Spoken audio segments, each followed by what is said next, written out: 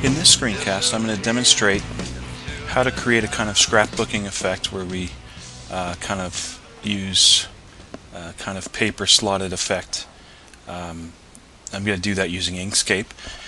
It's hard to describe, but we'll just go ahead and show you how to do it. First, what I'll do is select the rectangle tool, and I'll create a rectangle of any arbitrary size. I will select the rectangle and convert it to a path using path and then object to path. So now this is a path.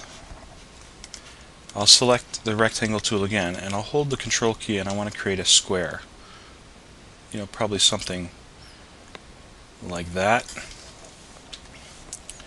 And I will change the color of it to black.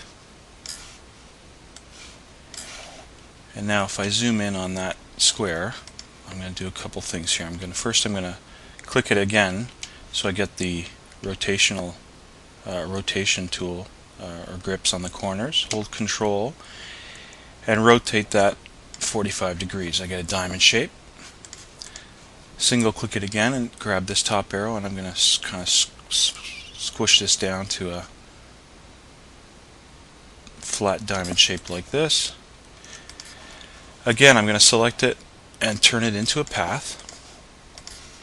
Select the node tool. I'm going to highlight that top node and hit the delete key. I'm going to highlight the bottom node, and I'm going to click this button that's make selected nodes symmetric, so we'll get a nice curve there instead of those two straight edges. Now we can zoom back out a bit.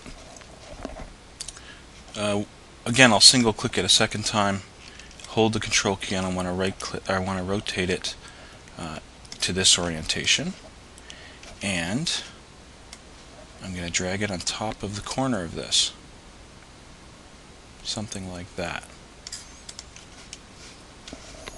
Now zooming in a little bit, I will now select the rectangle, hit the node tool, and I'm going to get in nice and close here, and I'm going to double click to create a new node here and a new node here, and then just select this corner node alone and hit the delete key. I'll take this black sliver we've created and I'll hit page down to move it behind the blue rectangle. So you can see we get a kind of slotted paper effect here on the corner. Now what I'm going to do is do that to all four corners. So I'll select this, hold Control D to duplicate it, flip the object, hold Control and drag it to the other corner. This doesn't have to be exact. None of my stuff is ever exact, I don't think. And I'm going to do the same thing.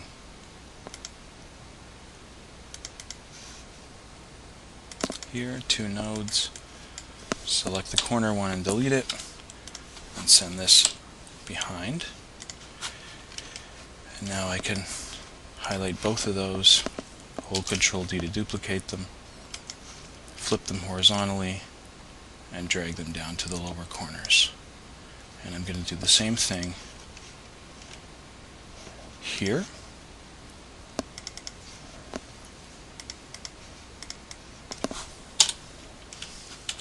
And don't forget to send this behind, or the effect won't look as realistic.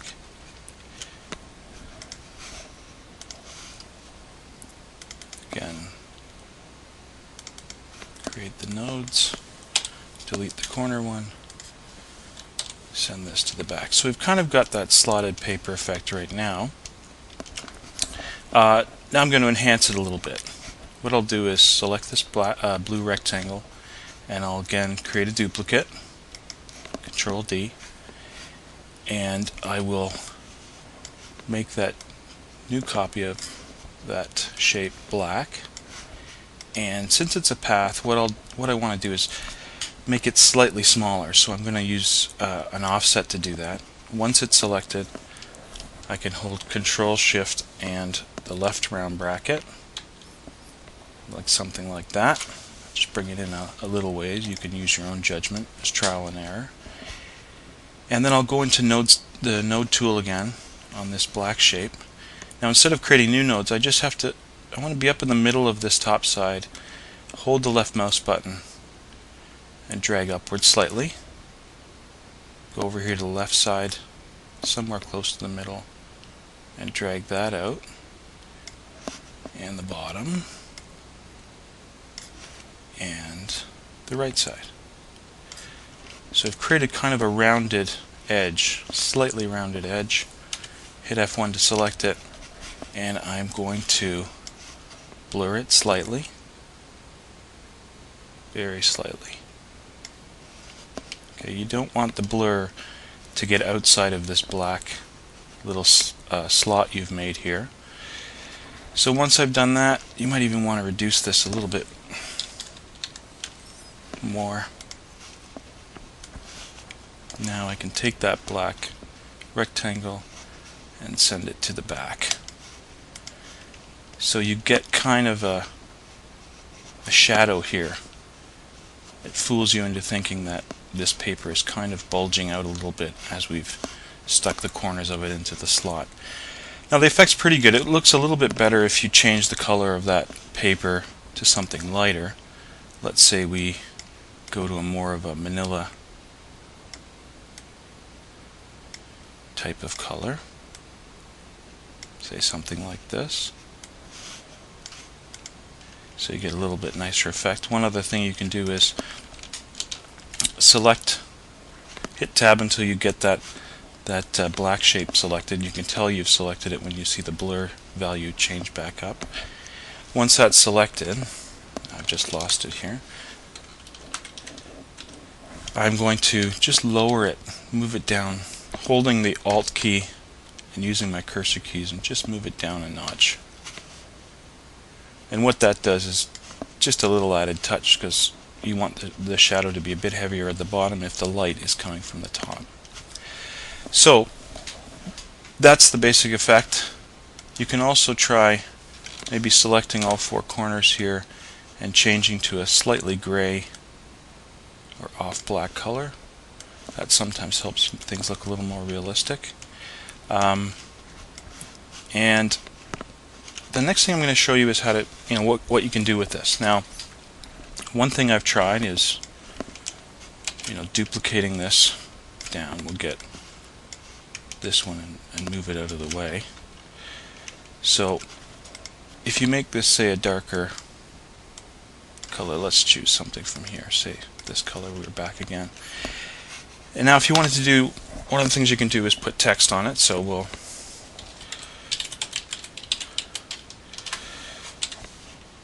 put our obligatory text on here, and we'll change that font. Maybe something a little nicer.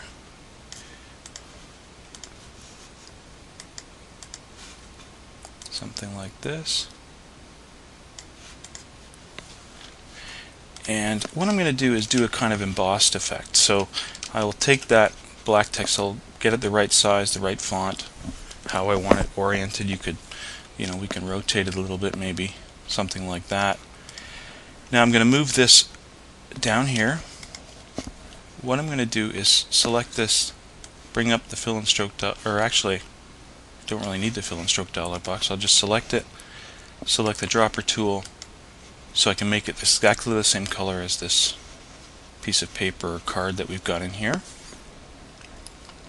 And now we'll bring in the fill and stroke dialog box, and what I want to do is not use the wheel tab, but go to the hue, saturation, and lightness tab, HSL, and I just want to make it slightly darker.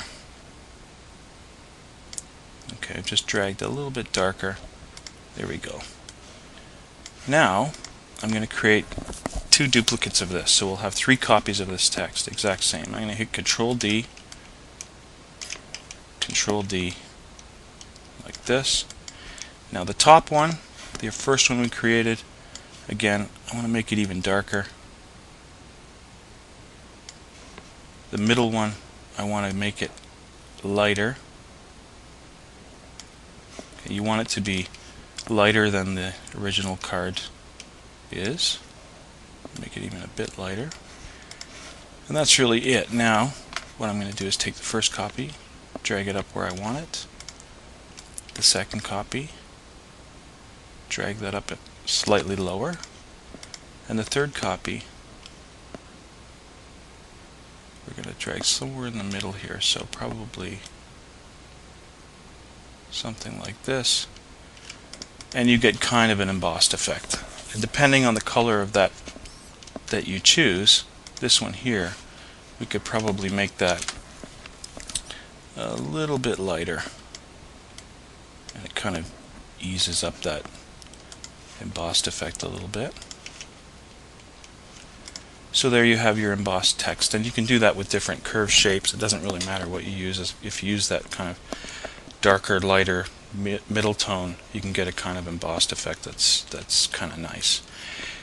So that's one thing. Now, another thing we can do with this card effect is you do something with a photo. So what I'll do is select that card, hit Control D to duplicate it, bring it over here, and I'm going to bring in first of all the image that I want. Say I want to replace this with a photo. So I'll bring in a photo. This one is for Heathen X because I know he's a big Facts of Life fan, so he's told me. And an easy way to do this is to bring this shape up to the top and also make it a little bit transparent so you can see what's going on. We can shrink this picture a bit. We don't want Natalie to get cut out of the picture. That's the one Heathen X likes so much. And and what we'll do here now is what I do with a lot of photos is I'll select the photo and I will say object pattern, object to pattern. Make sure you don't move anything here once you have it set up. So we've turned the image into a pattern. Now I select that shape, bring up the fill and stroke dialog box and change it to pattern. Okay, it looks like it's disappeared. It's still there. It's just taken on that bitmap pattern. Okay, you can get rid of the image, select this, bring the opacity back up to full, and now you can use your alignment tool, or if you're big and tough like me, you'll just do it by eye, and there you have your picture with that same effect. So that's a good tip all around. Just if you want to use an image in some kind of weird shape, you can create that path that you want, bring in the image, turn it into a pattern, and apply that pattern to the shape, and you'll get the shape you want. And that's really it. So you can use something like that for a scrapbook effect. The good thing about it being, if we group this all together, the good thing about it being done in Inkscape is you can take that whole thing and easily rotate it the way you want. And another good thing is that if we decide to put this on a different background, say on a web page, it doesn't have to be white. We can take that background color and change it to whatever we want. Let's say we bring it down to a blue color. Kill the saturation a little bit. You still get the same effect. Okay, so you can apply that to any kind of background color you want. The shadow is still there because you've just done a nice neutral black shadow, and you can get that effect you want. Hopefully you find it useful, and that is about it. Thank you for watching.